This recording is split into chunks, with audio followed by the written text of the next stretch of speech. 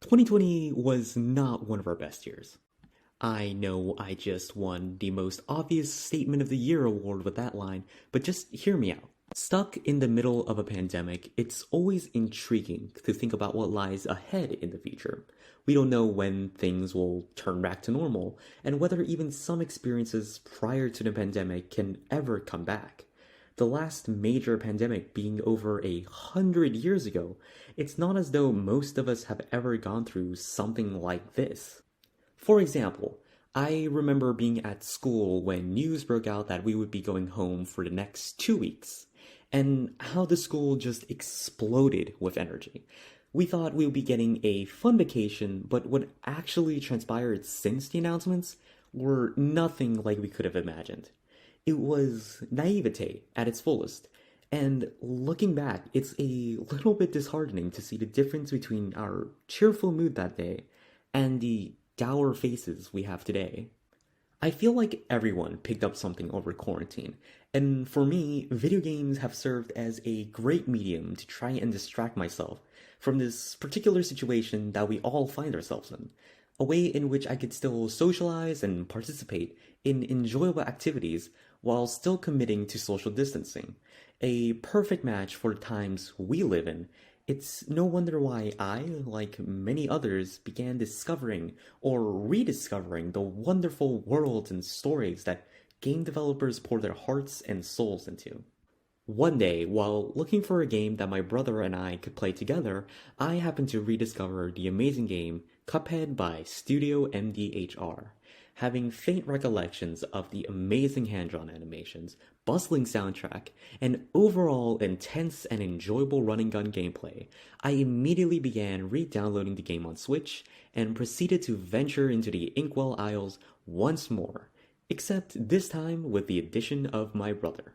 For those of you who may not be accustomed to the game and its lore, the game takes place during the namesake character Cuphead and Mugman's journey to repay the devil himself after losing the rights to their souls while gambling in his casino.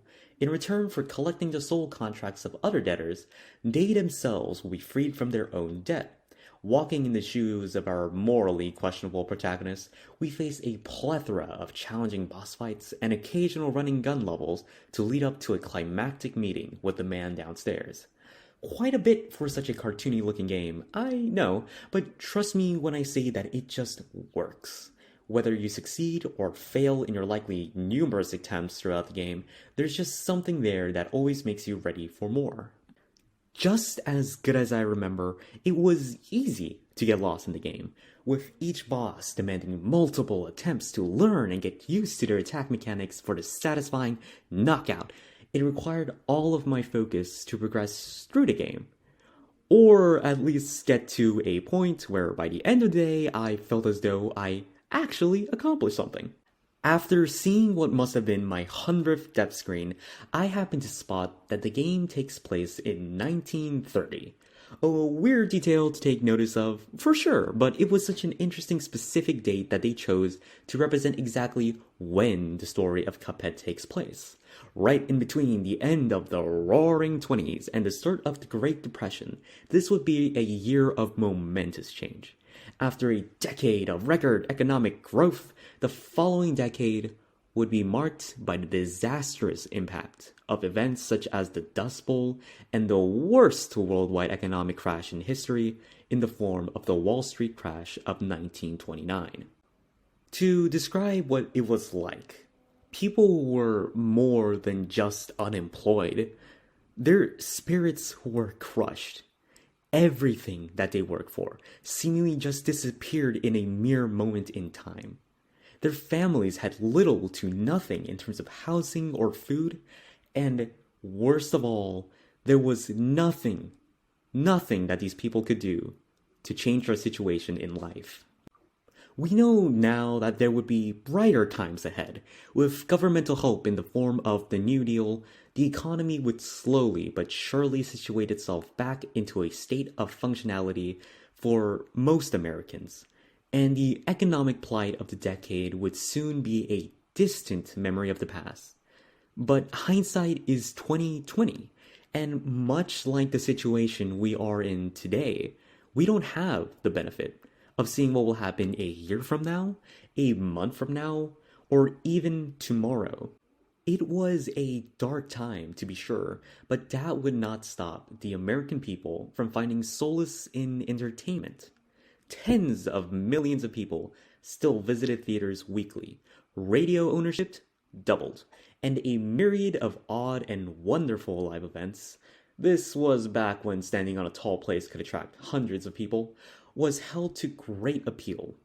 While the country was in one of its direst straits, the entertainment industry was surprisingly in the middle of its golden age. In fact, the animation style and characters from which Cuphead were inspired from largely were created and popularized during this period. Fleischer Studios in New York created cartoons with characters such as Popeye and Betty Boop. And Disney out west had Mickey Mouse. Considering you can still see such characters in popular use to this day, it's easy to see how impactful this decade was in terms of cultural impact. What I came to really love about Cuphead is the homage to this cultural boom, besides just the animation itself.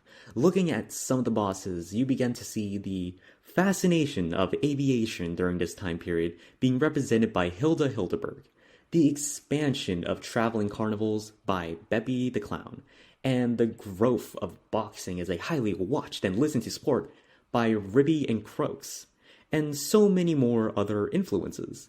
It really made me appreciate the work done by Studio MDHR even more for their attention to historical detail. It added another layer of depth from which I can not only have fun while playing the game, but also to be able to use it as a tool to educate my brother on what life was like during the 1930s. Like most of history, while so different than what life is like today, learning about the past can not only be enjoyable, but also serve as a unique guide on how to persevere during the greatest challenges of our generation. And what I learned from Cuphead, and by proxy the Great Depression, was the lesson and value of positivity. I believe that we should all be proud of what we have been able to do this year. In the face of adversity throughout the year, our multiple commitments to making the world a better place have given me full confidence that later generations will look back on it as a year where we have made a difference for the better. A year that seemingly pushed us down every chance it got, but one that never succeeded in making the year a waste. And as we move further into 2021, I feel as though this becomes even more important to remember as we go through many of the same challenges as last year.